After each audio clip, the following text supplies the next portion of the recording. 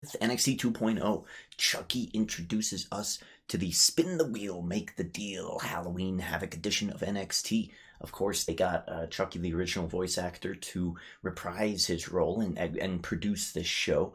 Brad Dourif, I believe, who is also in the 1984 Dune, which is very cool. He is also in Lord of the Rings, The Two Towers. He plays Grima Wormtongue. Ill tidings and ill news, like that whole guy. Really, really good role. Fantastic. He was one of my favorite characters from that movie because he was just so squeamishly gross and obviously evil. He has obviously like put a spell on this entire um, realm of Lord of the Rings, of whatever, Middle Earth, I guess. And yeah, it was just a really, really good character. And then I learned later in life that he also played Chucky. And as a kid, Chucky to me wasn't much scary as it was like something I just wasn't like supposed to watch. Like I knew that it was like a scary movie. It was just really curse. Is that a word? Curse. It was really mm, explicit, right? When I was like 5, 6, or 7, I can remember this as clear as day. Going to my grandmother's house on my father's side and flipping through the TV channels. They were all in the kitchen and I was in the front room watching TV. Actually, maybe it was my aunt's house, but it was on my father's side. And then my parents got divorced. So this is a long, long, long time ago, 5 or 6. And this was the first scary movie I've ever watched. And it was Child's Play. And I remember watching Child's Play and like not really quite understanding and being like, wait, what's happening? Wait, why is he saying bad words? Oh, he's stabbing people. Like this was probably my first movie where I experienced that type of like violence and swear words and things like that. That wasn't like in sports or someone getting mad or overhearing something. So in media, this was probably my first experience of an R-rated thing. And I only watched about 15 minutes of it, and then I got called to go somewhere else, and they found me watching that, and they were pretty. I actually don't really remember, but I suppose that they would be pretty upset because my father's side was very, very religious, and my mom at the time would not have approved at all. So it was very interesting, but I do remember that memory as clear as day. And I was never really scared of Chucky. Now, I have a pretty big fear of like inanimate dolls, mannequins, porcelain dolls. Like grandparents have porcelain dolls. Those are far more scary. But scary, meaning to be scary stuff like Annabelle or Chucky, it just never really scared me. Like, really, what was more scary to me? Toy Story 4, when they had those like butler dummies. Those were pretty creepy. But other than that, I've never really been too scared. But I digress. Chucky introduces us to Spin the Wheel, Make the Deal, and again, this is another big trope. One of the biggest things about Utah in the early 2000s of wrestling is that when they came to Utah, they did a Spin the Wheel night, and Hurricane and Rosie, and I'm pretty certain that it was in Utah. Maybe it was in Vegas, but I'm pretty certain it was in Utah. Spin the wheel, and they had to like catch somebody, so they were trying to catch a small person, and they were just the whole night the skit was trying to catch a small person, and that was really fun. So I was like, okay, cool, spin the wheel, make the deal. We've done this before, this type of a gimmick before. I believe in either T mode or universe mode back when we did more story driven things, and it's a cool gimmick. I like the spin the wheel, make the deal gimmick. Will it be profitable in NXT 2.0? Well, we're about to find out. So Chucky does introduce us, and I love special shows like this. We get a ladders match to start off the show, women's tag NXT titles. Now, this match, all right, had a bunch of people in it that I just didn't know. And so I wasn't really much connected to it. But that's to be understandable. That's understandable because you have to experience the characters more than once sometimes to get them in your head and to memorize their names. Now, I didn't write down any of their names on this note, but they were taking bumps, man. These women went hard AF. This women's division is not a joke right here. This is pretty fantastic to see them do what they do. And of course, it's really anchored by Io Shirai. and I think a little bit Indy Hartwell. Those are the two strongest characters in this match, and the things that they do in this match are brutal, man. Absolutely brutal. Io Shirai, Indy Hartwell, big show, women impressing here, lots of nasty bumps in this match. Chucky would approve. Chucky would approve. And there's one thing to be said is that Chucky, the TV show, and NXT 2.0, the WWE show, doing very good things in terms of co-promoting, right? Chucky comes in and does his promos during the wrestling commercials and hosts the show, and then the wrestling fans get to see Chucky almost as like a good guy, but not really. Like he's almost like Dexter Lumis in the way that Dexter Lumis is a stalker, maybe even an axe murderer, but he plays a good guy, kind of like how Undertaker was a dead man, and he would like hit people and light them up on fire. Kane, same way, and he was a good guy at points. That's kind of how they're pushing this new Chucky, and it's working. I think if kids are watching this, they're going, yeah, he's kind of like a little rough around the edges, but I don't see very many kids being super scared of Chucky, the way that they're presenting him. More that he is just like a complete dick and he'll kill you. Like, it's just like, I don't know. Maybe I'm wondering. Like, I don't have a small kid that watches this. If my niece was around when I was watching NXT 2.0, I would have loved to have watched it with her because she would have loved it. We did end up watching a few parts of the Chucky TV show together, and she wasn't scared of him at all. So I wonder the general kid, are they scared of this? What is the target audience of NXT 2.0? Because the characters are very kid driven, but Chucky is very not kid driven. And then the matches are very kid-driven. But then some of the matches, and especially the title picture, is not kid-driven. It's more male 18 to 27 demo-driven, right? So it's NXT 2.0 is still trying to find its core, its anchor of what are we? And they're still trying to redevelop and redesign that. And I just don't know if they're going to. I really think that Ring of Honor going out, and I believe that they will be going out based on all reports, releasing everybody from their contracts. Of course, I mess up all the time. I'm not the smartest person in the world when it comes to getting my facts straight about wrestling rumors or things like that. I mixed up Ring of Honor and Impact last episode. You probably were watching and going, wait, what? So there's going to be times that I do this here in the Profit Report. Keep in mind that this is much because I watch wrestling, but I don't typically review wrestling, right? I'll say, yeah, it was pretty good, but I hardly ever like review it, right? I love the world and I'm very knowledgeable about it, but I'm not nearly as knowledgeable as many other reviewers or many other people that you might be seeing on your screen, in your recommended videos on YouTube, or what you have on your podcasts, or even Smart Wrestling Fan, the podcast that I listen to for wrestling. Again, I'll be plugging them almost every episode. So there's many things about wrestling that happen, and I'm just not super knowledgeable about it. I'm really coming to it as a little bit of a smarter than average fan who knows a lot about a little bit, but not a lot about a lot of it, if that makes sense. We will still be getting into New Japan Pro Wrestling as well, so that's just not going to be tonight. Again, very busy week. Johnny and Dexter Lumis. Oh, sorry, no, we didn't finish the ladder match. Let's finish the ladder match. Just big show, big women impressing here. Lots of nasty bumps. Chucky would approve, and Paige clones win. I say Paige clones because this is my first experience with them. I knew that Mandy Rose had come out with two other women, and it was kind of I mean, strange, but it's like whatever. They're NXT 2.0 is trying to go with a more like hot and sexy, maybe even trying to bring in the teens. And that might be the perfect blend, right? You get teenagers. Yeah, maybe teenagers like this stuff. We'll see. I don't know.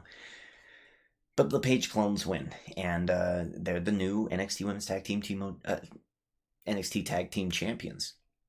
Johnny and Dexter Lumis against a new team. I forget their name, but Haunted House Skit. Lol. Oh, it's just a dead kid. Okay, so I have a little bit more in-depth notes over here now, because I ended up watching this with my new computer. So let's get into this. Carmelo Hayes, I found his name. Carmelo Hayes and Goon, at the point I didn't know his name. I think his name's Trick. Arrive at the haunted house. This is Dexter Loomis's house. They're saying it's the same one from last year when Dexter Loomis was going up against Cameron Grimes. And I loved those two last year. And I loved that haunted house gimmick. A lot of people thought it was hokey and weird. But let's see how I react this year to Dexter Loomis's haunted house. And they need to take back the North American Championship. So it seems that Carmelo Hayes cashed in his opportunity that he was holding on to, right? He won it on that first night. And then he teamed up with Trick. And he had basically money in the bank. He had a free title shot for any championship he wanted. I suppose at some point he went for Swerve, because Swerve and Hit Row are now on SmackDown. If you didn't know, now you know. So Trick and Carmelo Hayes are going through the haunted house because they need to get the title back. Is that his name? Evil Crime Time is stalked by Loomis and Gargano. Zombie Ref is there. Just random. It's just a dead kid lol. Yeah, it made me laugh twice. I watched the first part just to kind of get some of the names down. And yeah, it's just a dead kid. The delivery on that was really funny. Trick brings Hayes. Trick says, "Hey, man, I could just buy you a replica." And then Hayes goes, "No, I don't want the replica. I want one with my side belts." And I was like, I mean, you can just make another one. Like, do we really have to do this? All right, whatever. I think it's a little bit of a weak setup to this skit that we're going to be seeing all throughout the show, but whatever. Hayes wants the original, so they enter the house. We'll see more of that later. Grayson Waller is hosting, and this was weird. This felt like E3 cringe video where it's like, "Oh, hey guys, welcome to the show. I'm a bro. Welcome to the show. We're gonna have a good show. Welcome, big show." Like, it was really awkward and cringy, and Grayson Waller is just cringe. I don't know if he's a heel, but it's just very, very bad. But hey, we get a little cringe. We all get a little cringe sometimes. Joe Gacy out. I really like Joe Gacy's character. Again, I watched the first episode of NXT 2.0, and he came out, and a lot of people, especially on Twitter, upset because how dare you make fun of us liberals? Look, I'm as liberal as they come, okay? Well, that's not quite completely true, but I'm incredibly liberal, super social liberal, right? I mean, I just took it off, but I was wearing the man shirt from Becky Lynch. Like, I'm an ally, 1000%, okay? And with all the whole transgender thing with Dave Chappelle, I haven't even gotten to it yet, but I'm certain that I would side with the underdogs here. But in this situation, Joe Gacy is a fine character. Toxic liberalism is just as valid as a character than any other character in wrestling, okay? It's wrestling. This is not real life. This is not politics or whatever. This is wrestling. And this guy has a character, and it's a good character. And I will tell you, of all of this show tonight, I think he delivers at least in the top 7 or 8 characters that we see. We see about 40 people, maybe. I mean, that's a lot of people. Let's say we see about 25 people on this roster tonight. And he is at least, it's got to be in the top 70 percentile. He is good enough to me to be a character, just because they're making fun of liberals. I mean, come on now. Everyone, every once in a while, makes fun. Like, SNL does this, right? And then when they do it, people go, "It wasn't funny." But if it's Trump, they think it's hilarious. So it's like, look, if the impression is good, if the parody is on point, then it is funny, okay? Or it is good and we can watch it. Now, having it be on WWE is okay. It's fine, all right? Just because everyone hates Vince, just because WWE tends to be more conservative, just because Linda McMahon ran on the conservative side of the ticket, does not mean that this is a bad character. Joe Gacy deserves none of the hate. He is a good character. Let's get into the segment, okay? Oh, and I just wanted to say, look, you're mad that they made a liberal character, okay? I'll say toxic liberal, because he's toxically liberal, a very toxic liberal character. There have been Hicks, okay, right? So, we're making fun of half of America there. Sorry, Hicks. Celebrities, okay? We've had The Miz, making fun of him being dumb and a movie star. Like, what is that off limits too? There's been dinosaurs, which is fucking loony. But hey, whatever. There's been demons and dead men. There's been religious people. There's been Catholic religious people. New Day started as a very like choir driven thing. We have had all sorts of characters. So I just reject the Twitter outrage over Joe Gacy's character. And we're gonna reject another character on Dynamite, or we're gonna reject Twitter's reaction to another character on Dynamite, and I can't wait to get to that one. Hint, hint, it's about Cody Rhodes, okay? We need to put Twitter in its place. He's wrestling some guy, I don't know, but it's a quick squash match, whatever. I didn't get his name. The match's already over. Weird, scary dude comes out. Looks like he's aligned with Joe Gacy. They kept saying something about like Halloween. Maybe his name was Harlan Harlow. I don't know what his name is, but we'll see a bit of more of these guys in the future. And interestingly enough, Joe Gacy seemed to me like a character very, very similar to Bray Wyatt. Hey, come with me. Let's do the revolution. Let's go. We're going to fight the system. We're going to make this a safe place. Very Peacemaker. Was it Peacemaker? Is that his name? In Suicide Squad, John Cena's character, where he's like, I love peace with all my heart. I don't care how many kids, women, and children I have to kill to attain it. Like, it's like, oh, it's like toxic heroism. It's really, really good. So this is really, really good, to me, at least. So this is an okay segment. It was just a quick match. The Joe Gacy character is interesting. And hey, he's leagues and bounds better than Grayson Waller. Grayson Waller sounds cringy as hell, and it just gets worse. It just gets worse. Yeah, I don't know the scary dude's name. We get a Kaylee Ray promo. She looks promising. Now, I know that she was the NXT UK Women's Champion for a very, very long time, and they're bringing her here to NXT 2.0. There's a few people coming to NXT 2.0 who I'm curious about, and she is one of them, so we'll see what she can end up doing. Grayson Waller is hosting a backstage party. A bunch of people I don't know here. They go through the back. There's the candy apple. It's the typical generic Halloween party. But again, interestingly enough, this is not a kid-friendly show, meaning like a 5-year-old should be watching this. Grayson Waller is being very weird. It makes me concerned.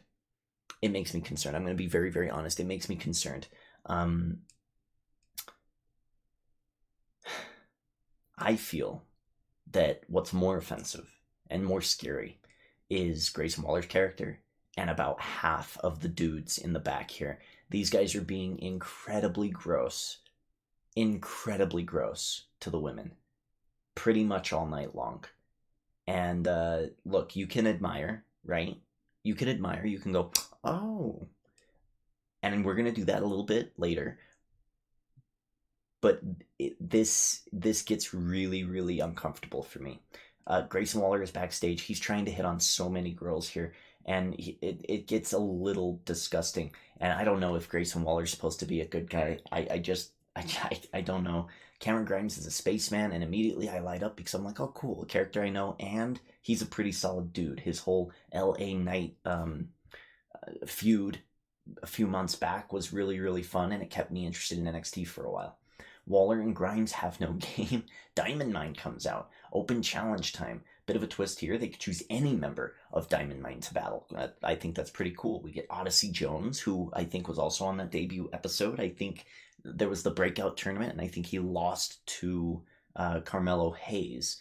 So he was like the big favorite to win, but of course they wanted to go with Carmelo Hayes, and I think that was probably the right decision. This guy seems to know what he's doing, and he gets destroyed very, very quickly. Diamond Mine used the numbers game to beat him. Big knee to the face by Roderick Strong, and I was a little upset. No spin the wheel to make the deal in this match, so I kind of went, this show's going to be a little bit lame. It's going to be lame. There's no spin the wheel, make the deal. Come on now. You have like 30 options on this wheel. Every match should be a spin the wheel, make the deal. That's the mood I was in at this point of the show. I was a little bit disappointed in NXT 2.0 here. Pretty lame, and 1, 2, 3 off the knee to the face, big, like a fast match. Diamond Mine wins, and I do like the potential of that faction. There's at least 3 of them that I think are useless and they need to go away. The girl with the chain, reminds me of a little bit of a Luna Vachon, so I think that she is going to be great. I really like Roderick Strong, and then of course I like their manager. Everybody else in that faction, I don't see anything amazing coming out of that, but those three that I mentioned, I think will be pretty solid. Imperium is backstage. Marcel Bartel, this is me guessing their names here when I was writing this down. Marcel Bartel and Fabian Eichner. Now, I think I got those correct. And when I heard the names back, I was like, oh, good.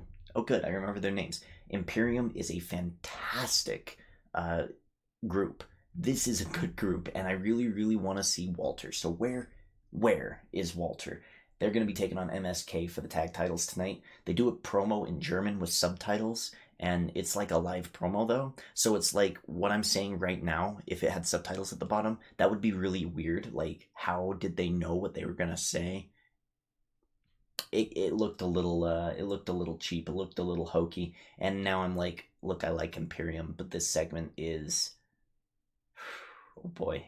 Ooh, subtitles here makes it look a little amateurish. Very, very odd.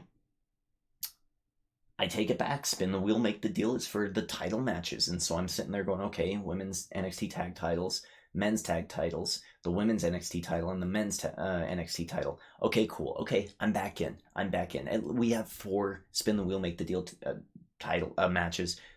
Okay. Keep in mind, this show has 4 NXT title matches on it. Just keep that in mind. And we have 1 match with a 5th NXT champion. So just keep that in mind. Just keep it in mind.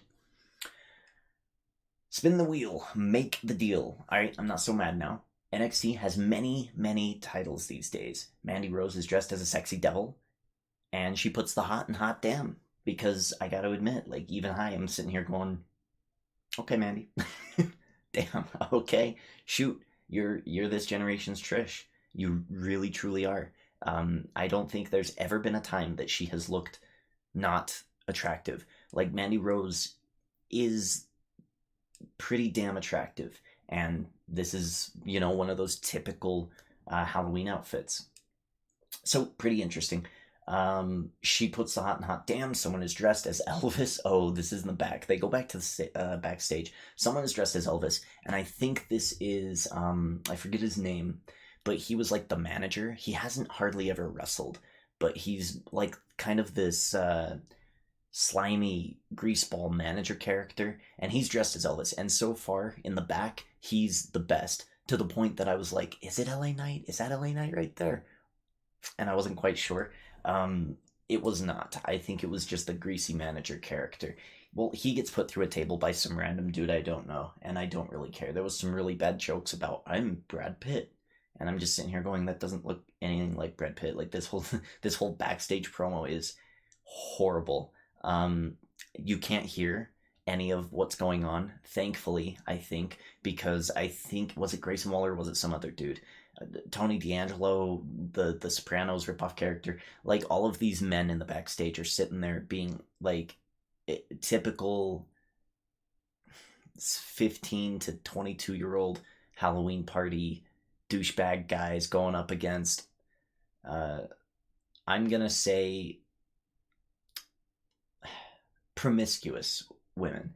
And it's just the typical stuff that you would see like maybe in a horror film or like a super bad movie, and it's just really gross. These are all adults, and you're pretending to be like weird teenagers or 22-year-olds, and that's very, very odd to me. They feel like more like 29-year-olds or so.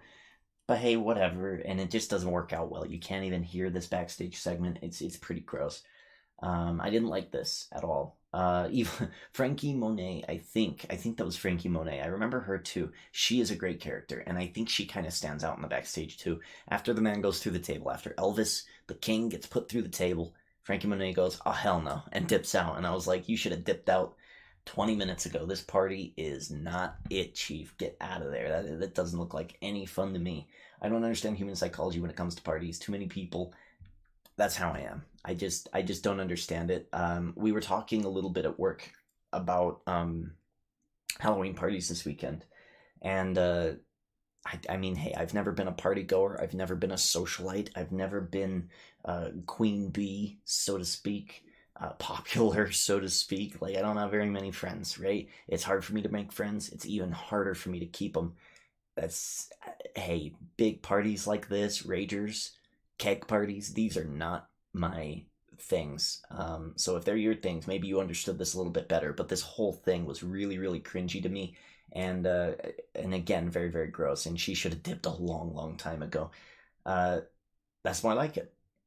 I don't know why I said that's more like. Oh, I said cut to Ciampa alone prepping for his match. Yeah, there we go. That's perfect. Ciampa just sitting there. No one will survive. I would have been cool if he was hanging out with Chucky. Like, I would have been with Chucky. I don't know what the fuck those dudes are people are doing in the back of the party. Go hang out with Chucky.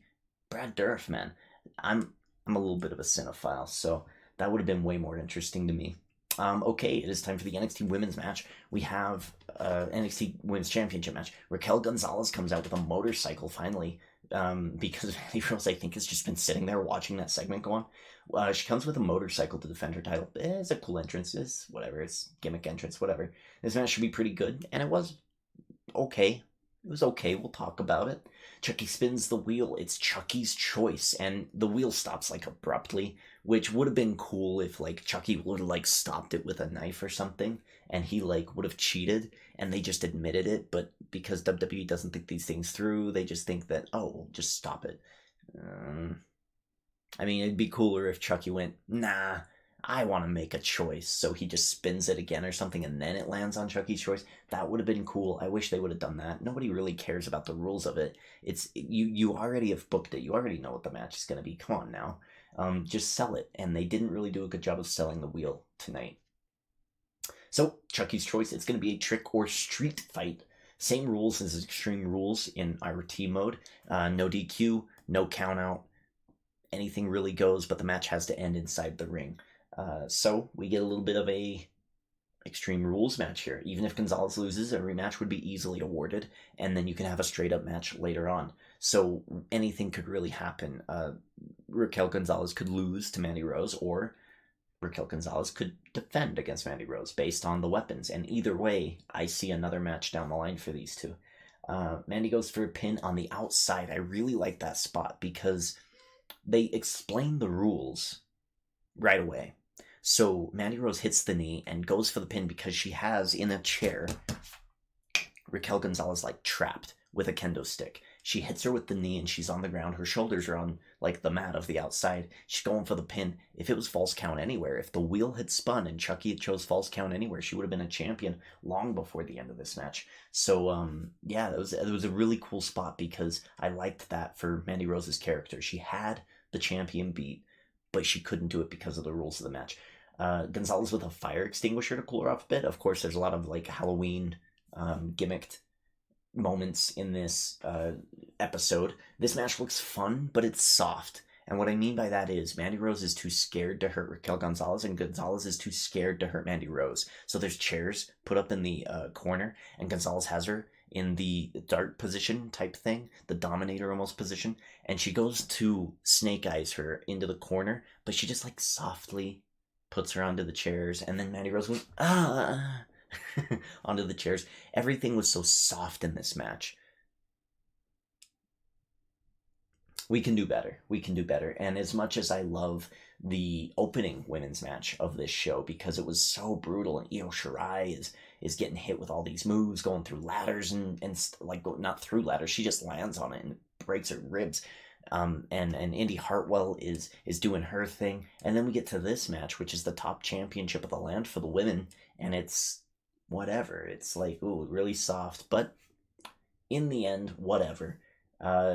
I did say, how cool would it be if we could put stuff anywhere in the WWE games? The stairs get put on the apron, but on the outside of the ropes, and then Raquel Gonzalez gets thrown into the stairs. How cool would it be if we could do stuff like that? That would really make Extreme Rules matches fun, worth it, and the games would be great. You could add that function in and copy and paste everything from 2K20 plus the improvements of the game so it's not as gross and chunky, and I think people would buy it. But with the firing of Greg Hamilton and with the releasing of all of those NXT talent and even some SmackDown or Raw talent, I don't see this game coming out. This game is going to be coming out in 2K23. I just don't see it happening. Oof, my computer's dying. We gotta quicken this pace up. Ooh, man. So there's a table set in the corner, spear through the table, nasty looking shovel shot, obviously from Dakota Kai in a mask. Nice. Rose wins the title. This is cool, but the women of NXT have a ways to go to catch up to other women's divisions. The wrestling needs to be improved here. NXT 2.0. Haunted House with Carmelo Hayes adventure continuing. Is this what haunted houses look like these days? I should just go to one. They look fun, but they don't look scary. It's just people like standing still and then going "Wah!" whenever you get too close. It's not very scary. Is that what haunted houses are like these days? It's whatever. Andre Chase, I think his name is just sitting there, and I guess he brought kids here on a field trip. I guess he's a teacher character. I don't know, but okay, nice. This is really good. This is really amateurish, but it's at least unique. I feel like I'm at an indie show, but it's on TV. It's very odd. Loomis and Scary Things split the band up, so Hayes, Trick, and Chase are all split up, and then they're right back together again, which was really dumb. Trick slaps Carmelo Hayes, and that actually looked like the hardest hitting thing of the night so far. So, I mean, hey, we might be on the right track. Loomis and Gargano chase away Mello and Trick. They attack some zombies and run away after taking the North American title from, like, a skull or whatever. Dexter's house was funnier last year with Grimes. It was way better. Go on YouTube, look up Grimes and Dexter Loomis last year. It was a way, way, way better segment than this year's. But I do like Johnny Gargano and Dexter Loomis's connection. I do like their chemistry. Is Grayson Waller a heel? So he's in the ring again, and again he's being super annoying, super cringy, and really a douchebag. He's being completely douchebaggy. And then LA Knight comes out. I do like LA Knight, man. LA Knight comes out, and immediately I'm like lit up. I was like, oh, thank God. Wow, what a relief. He comes out in the exact same costume. They play it off like Grayson Waller did something to his car. LA Knight comes out, and I love that he's on the show, but he does like nothing. Solo Sikoa comes out, and this dude is a baby Uso. I heard about this on Twitter, and I saw him with the tattoos, and I was like, okay, so he's like, it's as if like the Usos did the the merge thing from Dragon Ball Z and became a super Uso. And he's built and big, and he has the Roman Reigns tattoo. So it was really, really cool to see him. I was like, damn, okay, damn, baby Uso. So I'm interested. I want to see him do some stuff. Braun Breaker in the back is training backstage with a good guy's doll. Okay. MSK also come off as douchebags. Yeah, I've never really liked these guys. A lot of people on Twitter, they're so good. And I was like, they can jump and flip around a lot. They have no character. Like, to me, these guys are just like, okay. I hope Imperium whoops their ass. Yeah, I love Imperium. Chucky spins the wheel. Fan of the night is a really cool concept. Yeah, they had a fan spin the wheel. I really, really like it. NXT 2.0 comes off as an indie production. That's where I put this here. But with a lot of money, it's unique at least, so that's where I had that note. I remembered it. Lumberjack O'Lantern match. So a bunch of people come out from that party. I don't know why they would leave that gross, disgusting Predator party. Or like Stalker. Gross, disgusting, horrible, masculine, promiscuous, gross, disgusting party to come out here for this match. But they do. Bartel almost doesn't squat MSK. Yeah, that was scary. He was sitting there trying, and then he tried again and again and again, and I was like, oh my God, he's gonna like rip his muscles, and they're gonna snap if he keeps doing this. But he finally got it off. I can feel the pain. It was very hard to watch, but it was cool to see him finally complete it, and the crowd actually popped when he did. Lots of jumping onto people I noticed in this match. The Lumberjacks retreat after a brawl breaks loose. Imperium bomb, and the Imperium are your new NXT Tag Team Champions. Thank you. So like I said, this show wasn't all that good, but the good that was on the show was pretty damn good. Braun Breaker versus Ciampa title match is coming up next. Chucky clearly favoring Ciampa here. He had a really good dig against Braun Breaker. Hey, let's hope that failure doesn't run in the family, because Braun Breaker, of course, related to the Steiner brothers. I think he is the son of one or the other. I think he's the son of Rick Steiner, who is Scott Steiner's brother. And if you don't know Scott Steiner, Steiner math. Anyway, Again, I love how they're marketing USA show. Chucky, it's good business. Chucky's on the show. He gets a good bump. WWE gets a good bump with having Chucky on the show. It's just good business. Ciampa out as Kratos, I believe. I think this was also trending on Twitter that night, so this must be what that was about. And he looked awesome. He looked menacing. He looked built and muscly too, for the first time in a long time. So I was like, nice. And then I was mad again. Wait, no spin the wheel, make the deal? For the main event of the Spin the Wheel, Make the Deal episode? Okay. Whatever. Alright, so I was pretty upset about the Spin the Wheel, Make the Deal overall. Cameron Grimes enters the poker room next week. I saw that in the corner, and I was like, oh, hey, I know poker. And if they fuck up, I'm going to tell them. I'm going to let them know. I'm going to write down the notes. I know poker a lot. So we'll see what they do. The better they do it, they just better do it well. DDT to the concrete, and it looked like he actually hit. Damn, he's busted open, and it looked like the hard way. Oh God, it was real bad. Ciampa was brutal in this match, and I just couldn't help but think of the matches I'm robbed of. Ciampa versus Suzuki, Bryan Danielson versus Ciampa, Ciampa versus Shinsuke Nakamura, all of these strong style matches that could be so good with him. Hey, but we still have T-Mode. It could still happen in T-Mode. 2 fairy tale endings end this match. Ciampa wins. They make Braun Breaker look really, really good. But this is pretty much a dominant finish for Ciampa. He looked very, very good in the finishing of this match.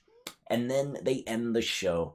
And my favorite part of the show was the end. Because you get Chucky, they lead right into the episode, and he goes, previously on fucking Chucky. I'm just sitting there thinking, like, damn, there had to have been a kid watching that show.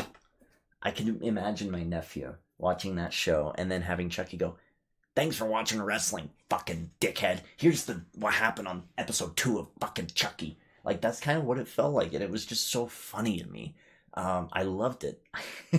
I loved it. Oh, man. NXT 2.0, was it profitable? Overall, I found myself taking notes and then just like wishing for the segments to end, and the matches weren't enough to keep me engaged. I will say that unfortunately NXT 2.0 Halloween Havoc becomes the first show in Profit Report history to be not profitable. Sorry. I liked Chucky.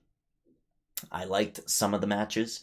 I liked Joe Gacy's development of a character, but other than that, I felt like I was at an indie show, and not a very good one.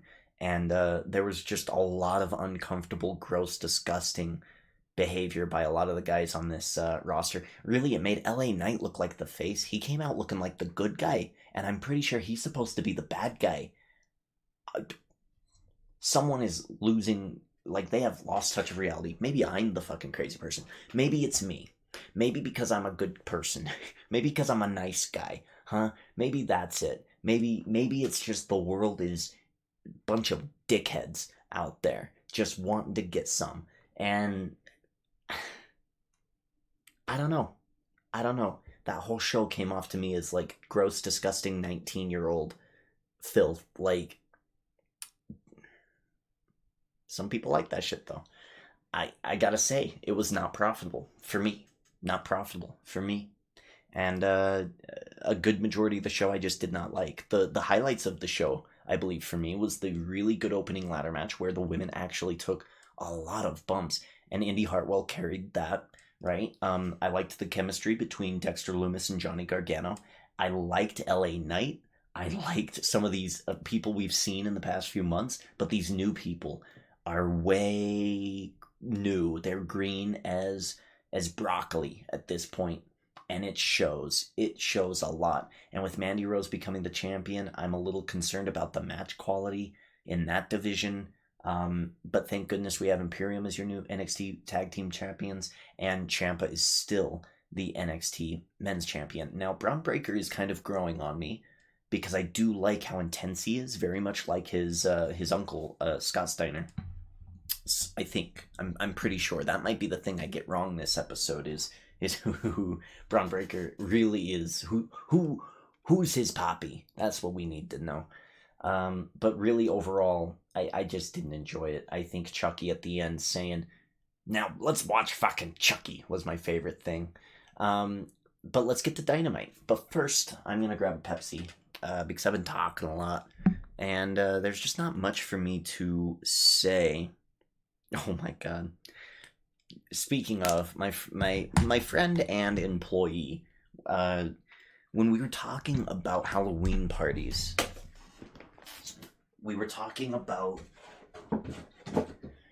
how wild they get. And I live in Utah, of course, and in Utah, you go downtown, and downtown is really the only crazy liberal mecca part of Utah where you can find these big parties. Now, these parties probably happen in conservative areas too, probably in Ogden and things like this, but the bar crawl scene is just in downtown Salt Lake City, where all the big universities are, probably except for BYU. Well, no, I'm actually going to keep BYU in it. BYU people, they pretend to be holier than thou, but I'm certain that there's a good many of them who are just as, let's say, wild in that respect. And we were talking about these Halloween parties, and everyone's talking about what they were going to do for Halloween, and I'm sitting here as like a 29-year-old dude, like going, I'm just going to my mom's house, and I might not even dress up. I'm just gonna chill. I might order the UFC pay-per-view, eat some pizza, hand deliver. If kids knock on the door, I'll give them candy. I'm an old soul, and I'm excited about that. He just messaged me and said, "Hey, don't worry. What did he say exactly? Let me look. Let me look." Because I told him not to die. I was like, "Look, after work tonight," I was like, "Don't die." He says, "I'll send you my obituary in advance." There's like a 32% chance of me needing to find a new employee on Monday, and I'm a little concerned. But you can only do so much. I feel like I've just aged out. I'm just too old. Sometimes I just feel too old for video games, too old for all of this stuff, and I just go, man, I'm just old. I'm there. I'm watching Jackass again. Jackass 1, 2, 3, 4, because Forever is coming out 1, 2, 3, and 2.5, 3.5, and I'm just like, this used to be so funny to me, and now it's like gross. Some of them they still hit. Some of them are still hilarious, but a lot of it, I'm just like, it's just not my thing anymore. And it's interesting. It's interesting. It's an interesting change, but I just hope for good things to my friends and employees who are younger than me. I've aged out. I'm done. I'm out of it. And with that, let's get to AEW Dynamite, where we can have some. To me, this is a good night, man. I actually tomorrow might just watch a bunch of wrestling at my mom's house. I might just throw on some AEW Rampage, throw on some Friday Night SmackDown, and enjoy my evening, and hand out candy to kids, because I love my job at the school. I love all of that, but I'm not real big on socializing. So that's probably what I'll do tomorrow. And I don't think I'm going to regret my decision, because we're going to start off tonight with AEW Dynamite from Boston. So we'll get to that review right now.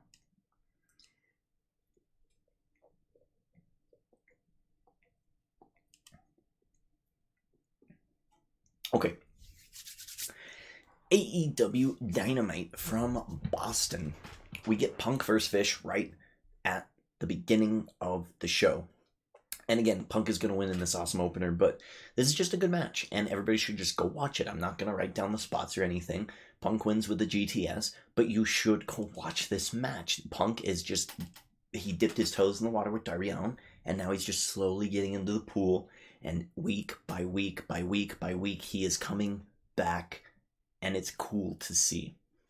Again, Punk was one of my favorite wrestlers for years. In fact, he got me into the UFC. If not for Punk signing with the UFC, I would never have been watching UFC when Conor McGregor started his meteoric rise, and I would never have been a UFC fan.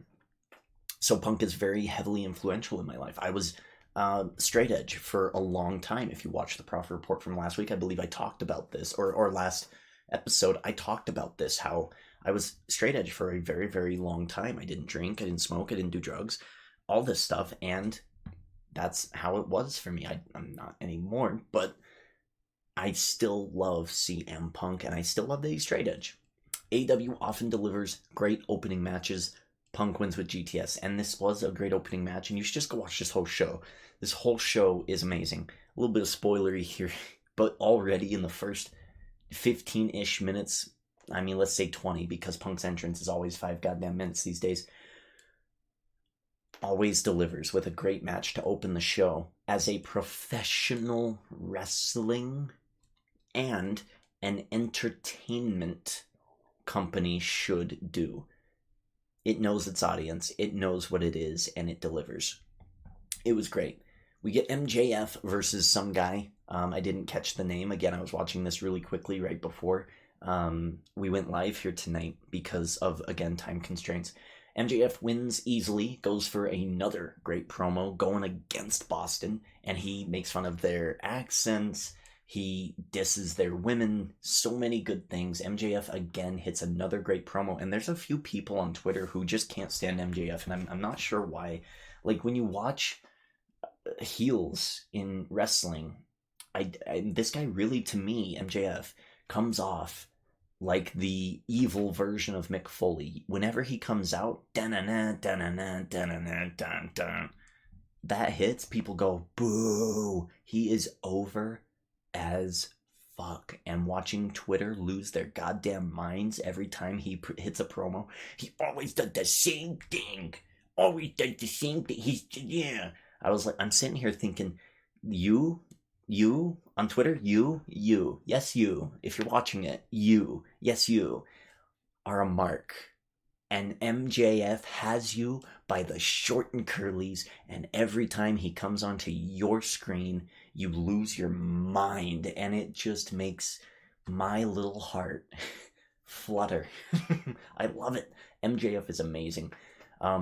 It's Sting! Lights go out during MJF's promo, and MJF's like worried, and then he starts to laugh because it's a joke, but no, it's a double swerve because the lights cut again. MJF's like, haha, funny, Spears, and Sting attacks the Accountability Buddies, Spears, and Wardlow. MJF retreats to the crowd. We get a great camera shot of MJF, and in the background, there's a mask, and they just take off the mask, and here's Darby Allin. This is not the only time tonight that masks are going to be used so brilliantly. Darby Allin's in the crowd, starts beating the hell out of MJF. MJF runs away, goes up the ramp, and we get Sting and Darby Allin beating the hell out of the Accountability Buddies. And I wouldn't be shocked if this is going to be like a tag team next Wednesday night. They'll probably book it on Rampage, I would imagine. And again, I haven't watched Rampage yet, but I would imagine that that's a pretty solid match. Get the Accountability Buddies out of the way and leave Darby and MJF all alone. And I can't wait to see that match. And will MJF win that match, or will Darby win that match? I'm not sure. And that's what makes it so great. I don't know. They have been really keeping MJF strong in the Inner Circle rivalry. He won that rivalry with the Inner Circle, which again is rare in wrestling. Most of the time you have heel wins, face wins, and then they do a best 2 out of 3. Or they do heel wins, heel cheats to win, heel wins, heel wins, heel wins, and then face finally wins. And that's a good story as well. Sometimes they do face versus face, which is always just a really great match or whatever. But in this situation, like, what are they going to do? Are they going to go with Darby, who was the TNT champion? Or are they going to go with MJF? If they do go with MJF winning, then that does make me think that Adam Hangman Page might be beating Kenny Omega, because MJF versus Adam Page, he teases it in his promo tonight too. He says 2 years ago I beat Adam Hangman Page. So it's like, okay, there's something there. Maybe Full Gear, maybe Adam Page is winning the title at Full Gear, and I don't think Kenny Omega would really suffer from this. I think he would be able to do it just right. If you could get Punk versus Kenny,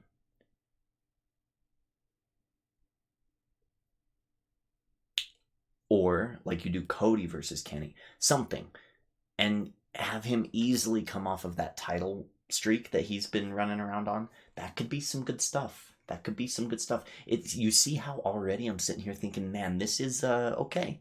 All right, we're doing some good things here.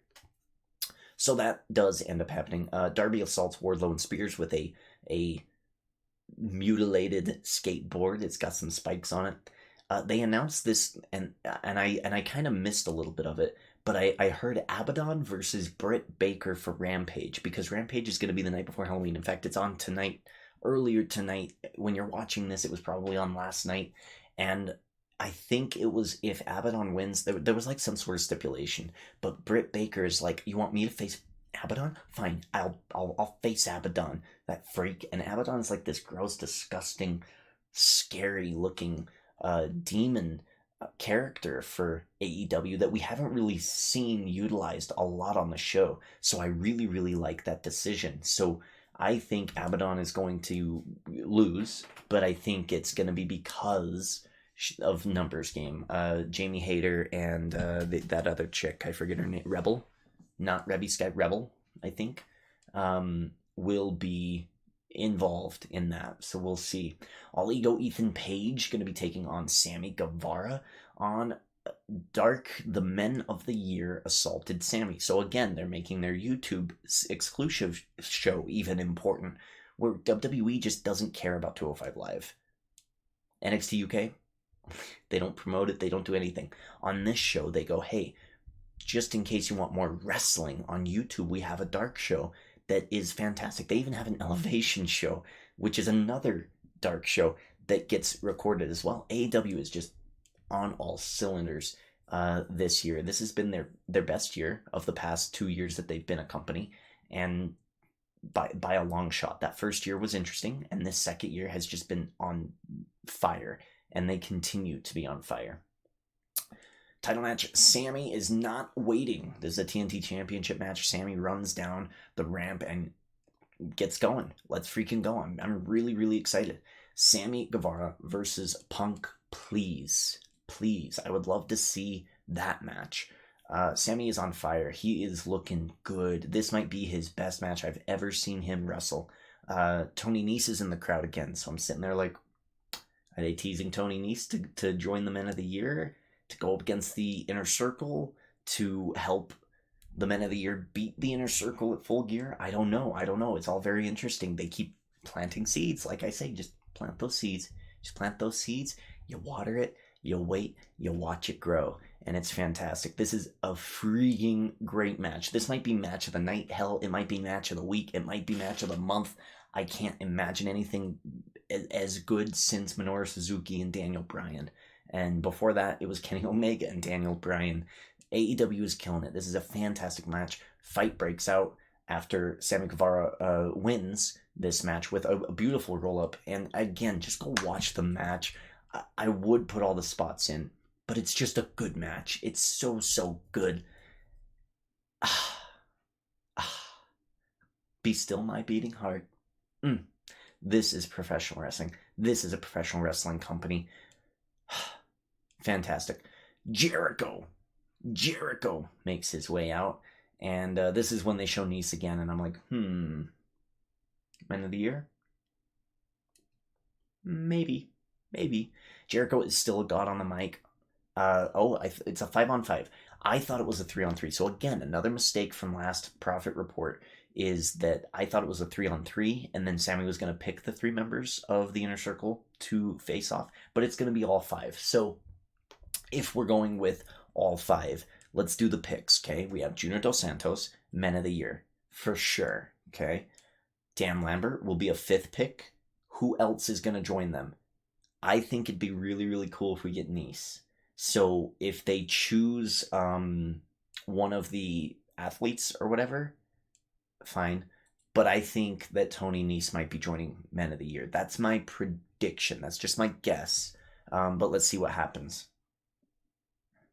Street fight. And it's a street fight, so it kind of frees people up to do what they want. I think this is great. Or even they do get another person. Maybe they do get Paige Van Zandt.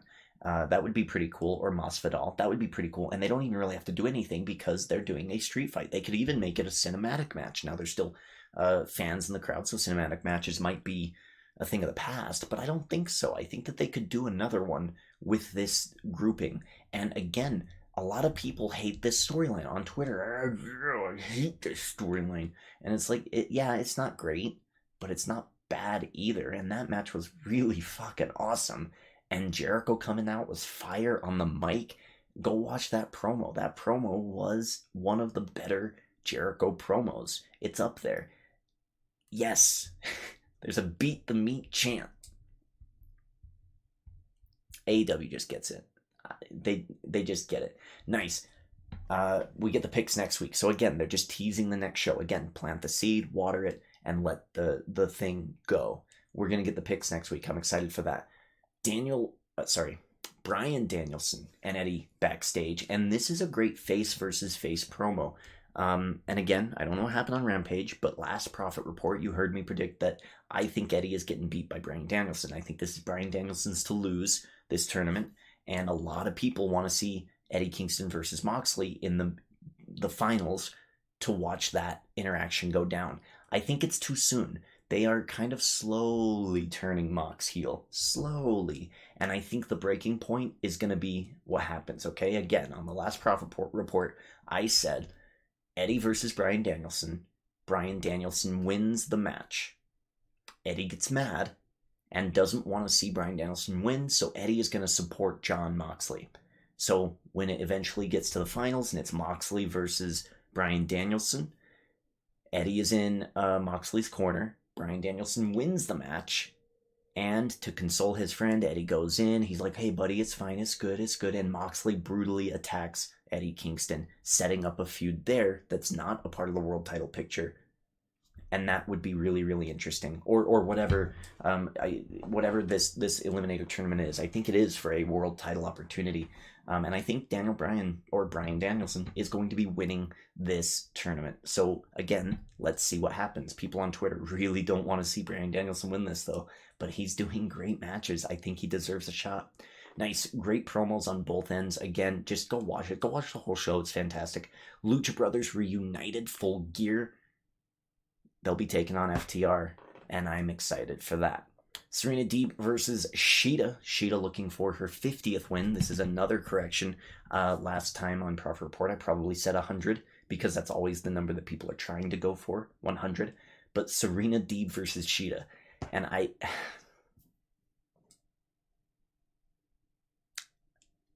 women's wrestling rules sometimes. And this is one of those matches. All I can keep thinking is that Deeb and Shida are like Bayley variants. If you watched Loki, you understand the reference. Because they both come out, they both kind of have this short haircut, and they're both wrestling like goddesses out there.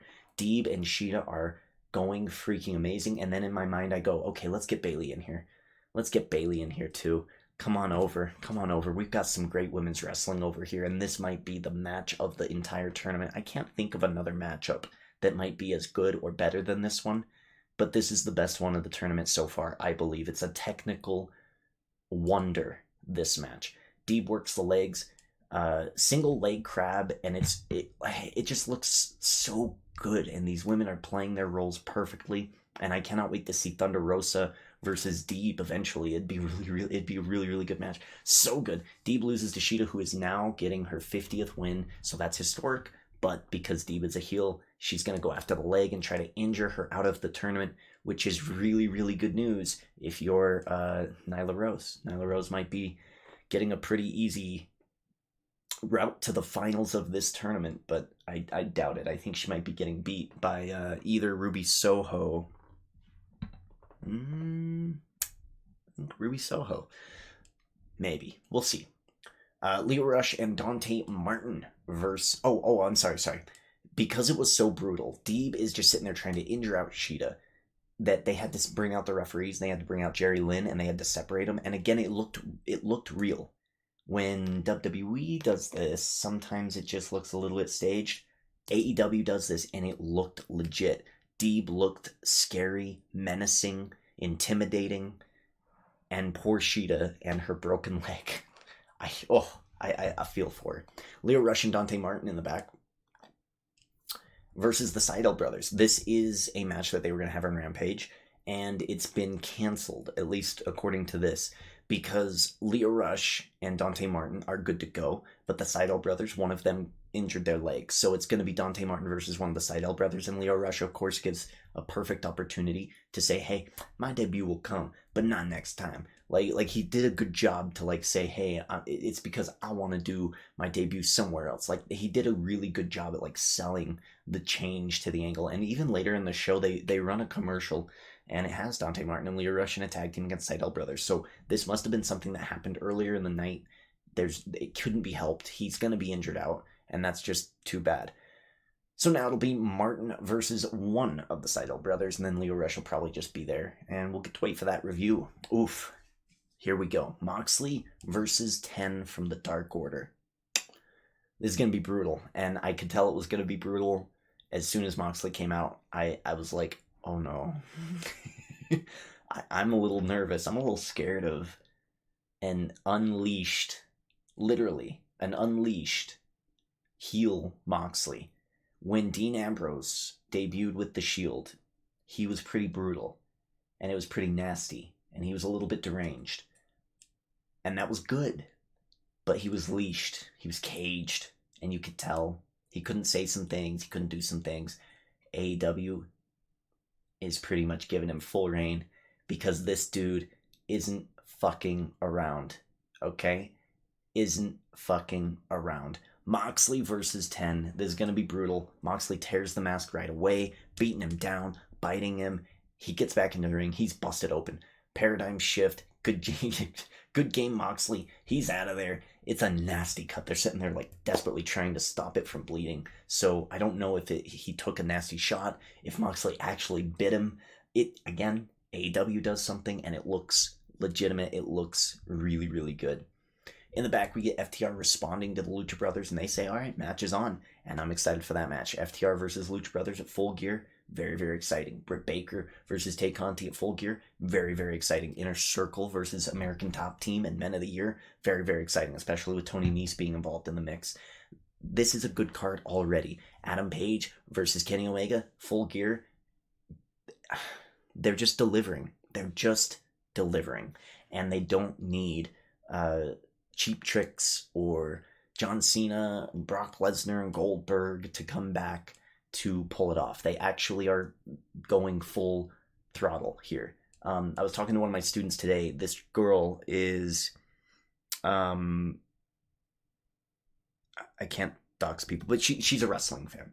Her and her family watch wrestling, and I asked her today if she watches AEW. She says no, not yet. She said not yet, which makes me think, oh, okay, so some general families are aware of AEW, but they haven't, not all of them have jumped yet. And I said, please watch it. Please. If you love wrestling the way it is in WWE, I really think you're going to love this style. I was like, you should. You absolutely should. So we'll see how that goes. Oof. Okay, coming out next, Cody Rhodes. This is another thing that we get to talk about. A lot of people, again, Twitter is just real mad at Cody Rhodes. I'm sick of Cody Rhodes. He's just putting himself in the matches. He makes himself win over Malachi Black. It's like really annoying. It's like, I just don't know what you guys want. Like Cody Rhodes, he can do no good. Anything he does is like bad. It's like when people blame Biden for everything, or when they blamed Trump for everything, or when they blamed Obama for everything.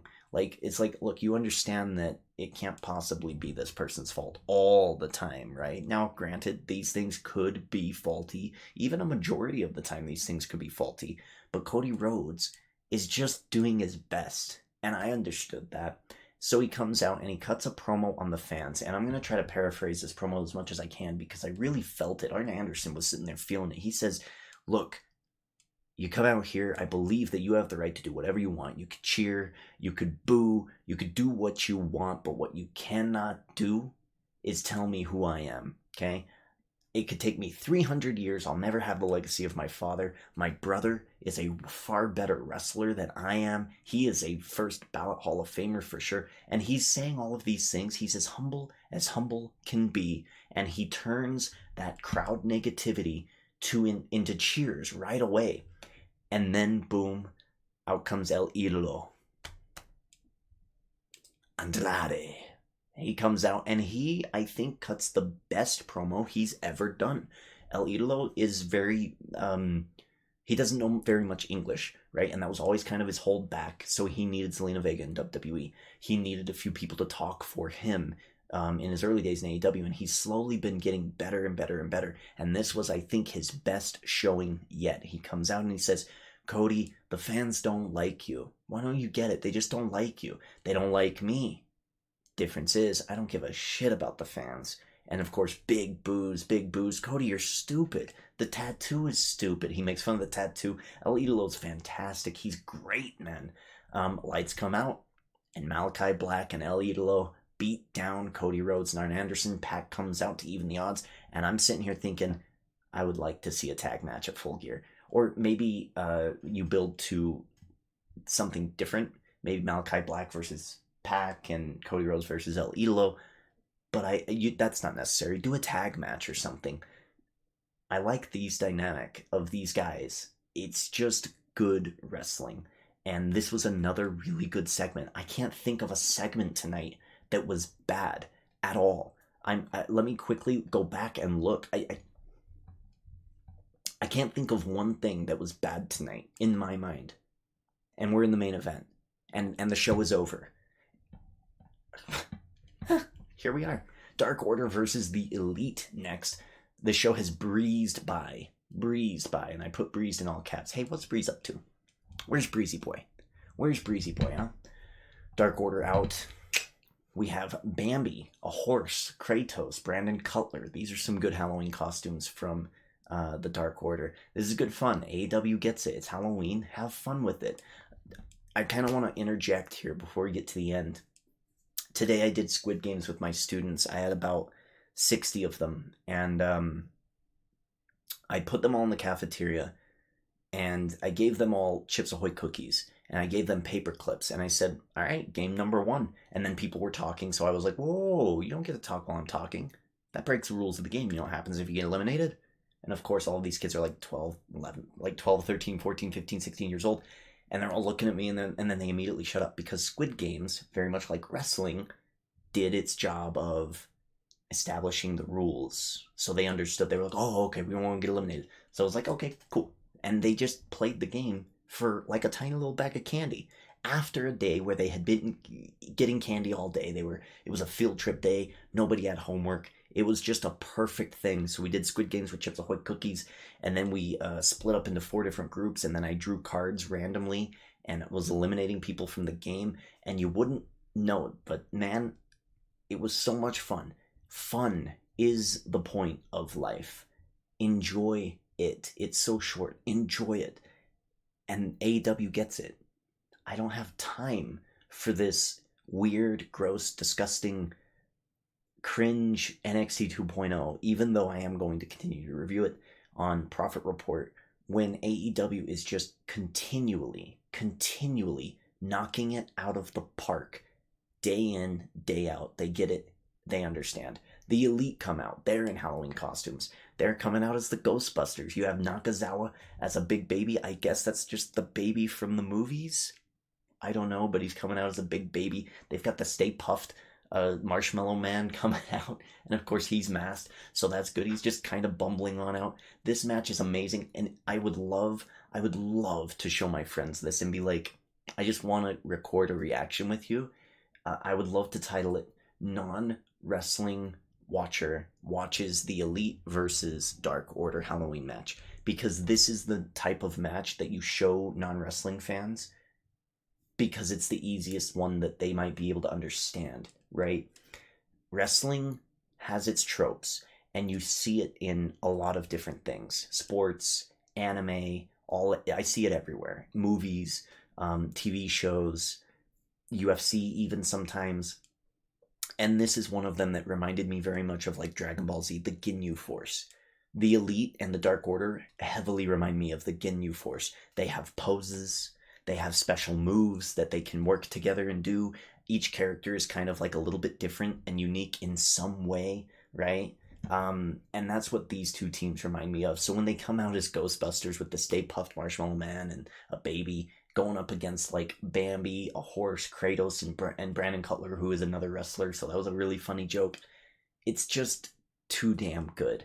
And this match is amazing. It's just Culver Silver to start. And this is another really great match. Take the costumes out, take the funny jokes out, and this match is still just a good match on its own. It's professional wrestling.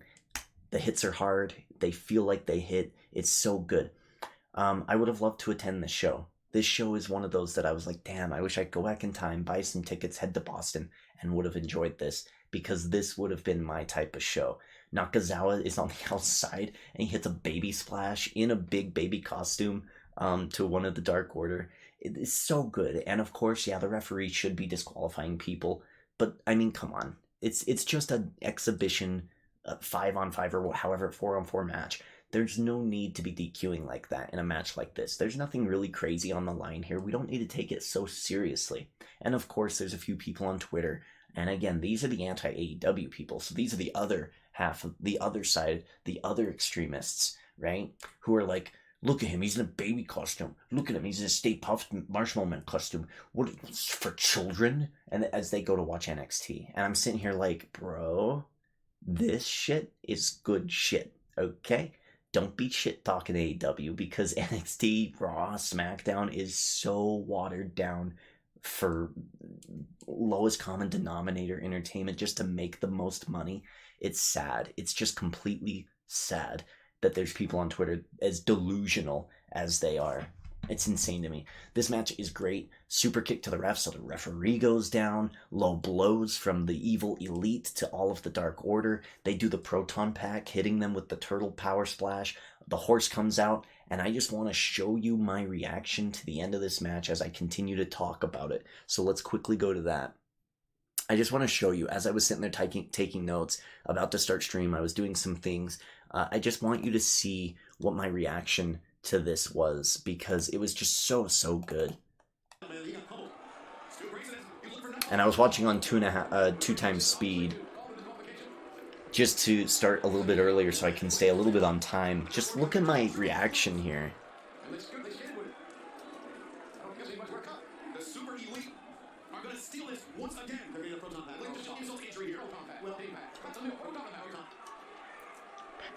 The protein pack. So the Proton Pack thing is a callback to Ninja Turtles, if you didn't know. And again, Twitter is good for some things, and this is one of them. So they've got the Dark Order in the middle of the ring. All 4 of the bad guys are in the corners with Proton Packs on, like the Ghostbusters. And they're treating them like turtle shells, because in the Ninja Turtle movie, the turtles get all the bad guys in the middle, and then they turn around and they shell them into a big group. And that's what ends up happening here.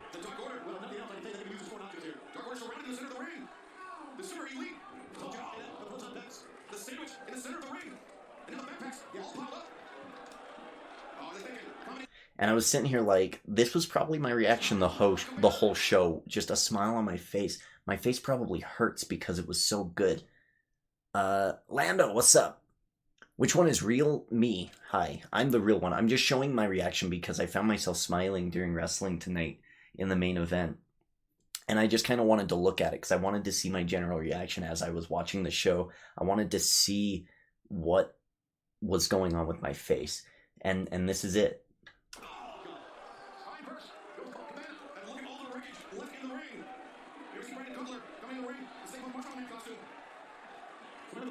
So what ends up happening, for the people who know wrestling, the Proton Packs happens, and then there's the Stay Puft Marshmallow Man from Ghostbusters, right? So he's in a big costume, and you assume that this is Brandon Cutler, who is a goon for the bad guys. He's a stooge for the bad guys, just a really mini boss, small guy, easily to defeat type guy. So you assume that he is the Stay Puft Marshmallow Man. And the whole match, he's just standing there, and he came out with them and everything. So then out comes Dark Order to try to help the good guys win the match. They all get beaten down, and then they get the horse, which I mentioned, the horse. The horse gets brought in, and people are like, well, who could be the horse, Vance? Who's the horse? Could it be any one of the Dark Order. So the bad guys start beating up the horse. They low blow the horse. They BTE trigger the horse. And again, man, you don't know what the hell I'm talking about. My hair's on point. Thank you. And they beat down the horse, and then they're like, we're going to unmask him. So they unmask him, and it's Brandon Cutler, and he's taped up, and he's sitting there, like, beat up. And then they're like, what? So they throw him out of the ring, and they're all confused. The Stay Puffed Marshmallow Man gets into the ring and is right behind them, takes off the mask, and it's Adam Page, who is, like, the good guy right now. Think of Batman just showing up behind Joker. Big pop, fantastic. It's like circles. It's fantastic. It's circles from the Avengers movie. It's just so good, and I just want to see my general reaction to it.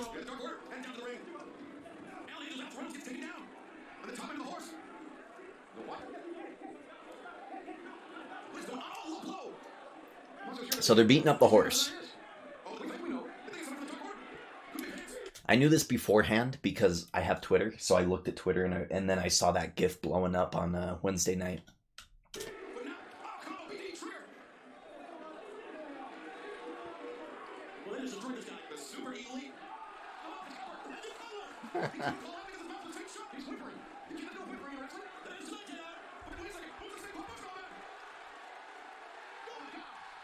Listen to the crowd.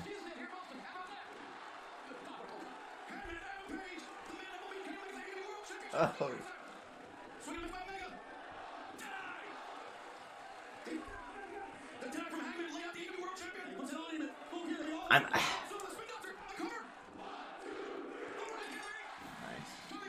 And there it is. There it is. I knew what was gonna happen, and I still had so much fun watching that match. It was just so good. My goodness. Lando, how's it going, man? How's it going? I'm actually almost done if you want to hang out. Let me get back to this. AEW Dynamite was just a fantastic show. It might be my favorite Dynamite of the entire year. It just top bottom, the whole 2-hour show. Amazing. Good seeds planted, fantastic things. Great match. Good callbacks to nerdy shit like Ninja Turtles and Ghostbusters and things like that. It was just so good. And I don't know. One of the reasons that I'm a wrestling fan is this entire goddamn episode of Dynamite. So, is Dynamite from Wednesday night profitable? The Halloween main event, all of that. I heard a bunch of criticism about it, that it was children's stuff. I'm telling you, no, it's not. It is some good shit. It is better than, I think, Chucky. It's better than a lot of things that I've seen on TV and in movies recently. And I think, yes, Dynamite was absolutely profitable. And comparing it to NXT 2.0 on Tuesday night, wow, one is like a 9 out of 10 awesome, and the other one was like a 4 out of 10 really upset. Makes me upset. So, yes, profitable. Ladies and gentlemen, I'm gonna go. I'm gonna go soon. We didn't have much to do. I really have a lot of wrestling and TV shows and stuff to catch up on. It's been a very, very busy week. I had the best sleep of my life last night. But I did have to, I had to draw last night. So I didn't get T-mode up because I was listening to some music as I was prepping for stream, and I heard this song, and I just happened to pause it and look at something, and then I looked up and I was like, I could draw that. I could draw that. So I did. Right, and then I just spent the whole night drawing this and trying to go to sleep, and I was tired at the end of it, and I actually fell asleep. I had the best sleep of my life last night, and I don't think I downloaded the actual painting. Yeah, I don't think I actually downloaded the painting, but I drew this, right, and I think I put it on my Twitter. So if you go to Twitter, oh, you can't see that shit. Sorry, my bad. You can't see that shit. But it's Disturbed, Sound of Silence, and it's just the guy like emotionally singing this song, and it was just so moving and striking as an image that I felt like I had to draw it. So no T-mode tonight, likely no T-mode tomorrow, but I will be recording something tomorrow, and we'll have it out when we have it out. Again, I am not in a rush at all. WWE 2K23 is going to be coming out next. I don't believe 2K22 is coming out. I just don't believe it. I'll believe it when I see it, and I don't think we're going to see it. With Greg Hamilton being fired and half the damn roster getting fired and moving over to AEW. I just don't see WWE putting out a WWE game this year. I just don't see it. So I'm in no rush to continue T-Mode, but T-Mode will be continuing. Again, Season 5 is going to take place in between that area before 2K23 comes out, because I don't think 2K22 is coming out. So we have plenty of time. We will get to it. Stay tuned on YouTube, Prophet_God. If you find me on Twitter or here on Twitch, I think just Prophet God on YouTube. And come hang out. If you want to yell at me on Twitter, come yell at me on Twitter. I'm very debatable. I like talking and having nuanced conversations about many, many things. Do it. Have fun. Enjoy. I don't really have much else. In Discord, fantastic. I'm gonna go hang out with my friend, and everybody enjoy the weekend. Ladies and gentlemen, the weekend. I love that gif every Friday night on my Twitter. I follow that account of James Bond, what's his face, the blonde one, the one who's no longer James Bond now, just introducing the weekend on SNL. It's a good meme. It's a good meme every Friday night. It's a good meme. It's way better than Friday, like that horrible song. I prefer the GIF. And yeah, enjoy it. Stay safe. If you do happen to go to some crazy methed up cocaine party with a lot of kegs and alcohol and hardcore drugs, just don't die. Don't die. Be safe. Enjoy. Live life. Live mas, but live safely. And ciao, everybody. See ya.